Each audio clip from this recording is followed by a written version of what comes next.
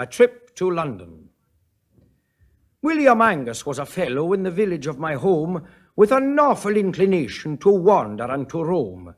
He would get upon his bicycle and mile after mile in his leisure time he'd travel round his own native isle. They say that he had even been to Oban and to Skye, and I will admit it's possible, although I'd wonder why. But there it is. The wanderlust was with him awful strong, so it came as no surprise to us when before very long he'd made up his mind he'd travel, and the thought made many frown, for a real slap-up holiday to London town.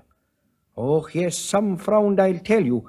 They were surly and quite gruff, saying, "London is it, William? Isn't Glasgow bad enough?"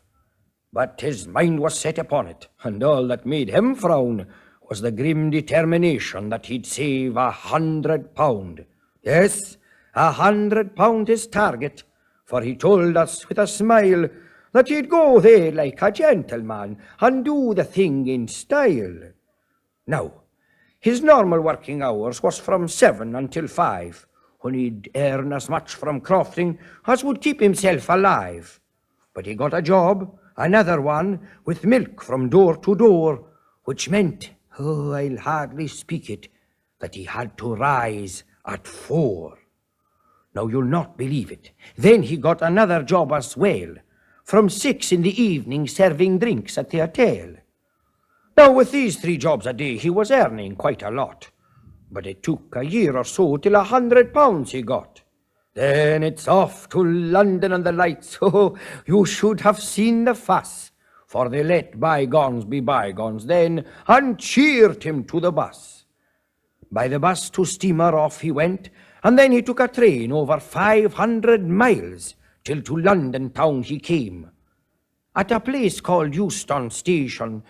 Now the next bit isn't funny, for this is when, by accident, he lost all his money. By the merest chance, a speck of dust that's prevalent to fly about the place in London town landed in his eye. In his pocket for a handkerchief, and with it to the ground, there dropped his wad of money, yes, the whole £100.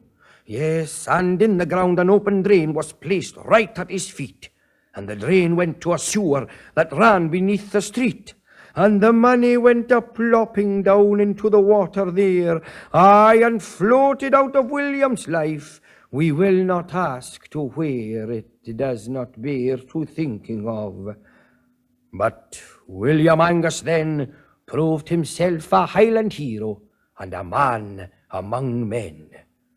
For he smiled a little smile, and he shook his head quite slow, and says he, "It's only money, easy come, easy go."